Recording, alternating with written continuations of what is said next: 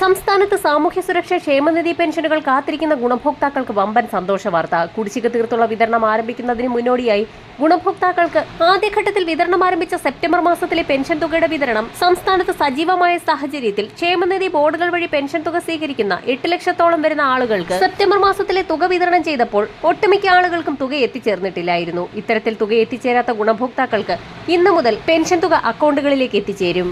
September മാസത്തിലെ pension വിതരണം സജീവമായ സാഹചര്യത്തിലാണ് ഗുണഭോക്താക്കൾക്ക് ഒക്ടോബർ മാസത്തിൽ കുടിശ്ശിക തീർത്ത വിതരണം ആരംഭിക്കുന്നു എന്നുള്ള സന്തോഷ വാർത്ത എത്തിയിരിക്കുന്നത്. വരാൻ പോകുന്ന തെരഞ്ഞെടുപ്പുകൾക്ക് മുന്നോടിയായി ഇത്തവണ നേരത്തെ തന്നെ പെൻഷൻ തുക അക്കൗണ്ടുകളിലേക്കും കൈകളിലേക്കും എത്തിച്ചേരുമെന്നുള്ള സുപ്രധാന സൂചനകളാണ് ഇപ്പോൾ പുറത്തു വന്നിരിക്കുന്നത്.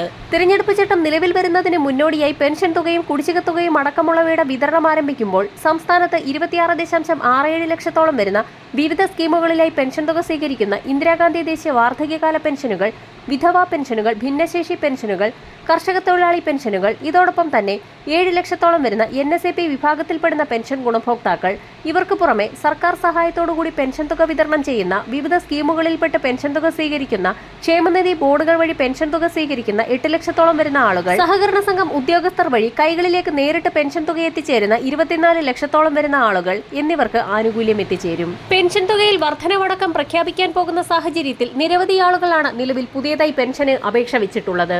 ഇത്തരത്തിലുള്ള ഗുണഭോക്താക്കളിൽ അർഹതപ്പെട്ട എല്ലാ ആളുകൾക്കും വർദ്ധിപ്പിച്ച പെൻഷൻ തുക ഉൾപ്പെടെ എത്തിച്ചേരും.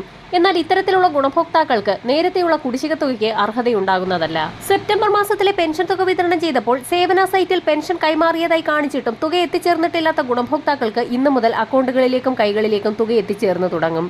ഇതോടൊപ്പം തന്നെ കേന്ദ്രത്തിന്റെ ഭാഗത്തു നിന്നും തുക അനുവദിച്ച സാഹചര്യത്തിൽ NSAP വിഭാഗത്തിൽപ്പെടുന്ന ഇന്ദിരാഗാന്ധി ദേശീയ വാർദ്ധക്യകാല പെൻഷനുകൾ, വിധവാ പെൻഷനുകൾ, ഭിന്നശേഷി പെൻഷനുകൾ കൈപ്പറ്റുന്ന ഗുണഭോക്താക്കൾക്കുള്ള കേന്ദ്രവിഹിതം ഇന്നു മുതൽ ആധാരധിഷ്ഠിത ബാങ്ക് അക്കൗണ്ടുകളിലേക്ക് എത്തിച്ചേരും. കേന്ദ്രവിഹിതം വിതരണം ചെയ്യുന്നതിലേക്കായി 21.5 കോടി രൂപ അനുവദിച്ചതായി ധനമന്ത്രി വ്യക്തമാക്കി.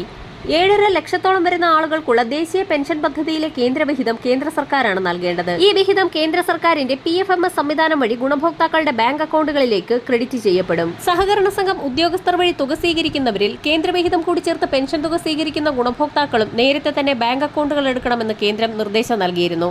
ഇത്തരത്തിൽ കൈകളിൽ തുക സ്വീകരിക്കുന്നവരിൽ അക്കൗണ്ടുകൾ എടുത്തിട്ടുള്ള ഗുണഭോക്താക്കൾക്ക് 1100 മുതൽ 1400 വരെ കൈകളിലേക്ക് എത്തിയ സാഹചര്യത്തിൽ ബാക്കിയുള്ള തുക ഇന്നു മുതൽ അക്കൗണ്ടുകളിലേക്ക് ക്രെഡിറ്റ് ചെയ്യപ്പെടും. ഏറ്റവും പുതിയ വിതരണം സംബന്ധിച്ചുള്ള സുപ്രധാന അറിയിപ്പുകൾ ഉടൻ തന്നെ പുറത്തുവരും. വരും മണിക്കൂറുകളിലെ സർക്കാർ അറിയിപ്പുകൾക്കായി ചാനൽ സബ്സ്ക്രൈബ് ചെയ്യാൻ മറക്കാതിരിക്കുക.